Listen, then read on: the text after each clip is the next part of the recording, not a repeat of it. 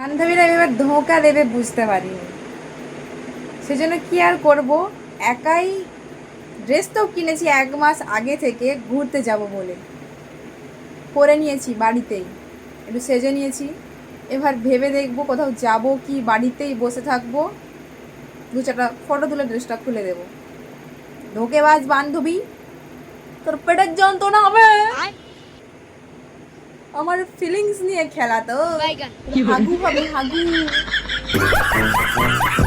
A few moments later.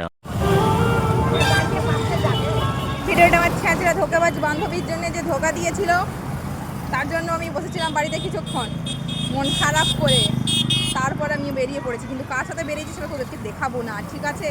তার ভাবতে থাকবে কার সাথে বেরিয়েছি, ছেঁচড়া মানুষ।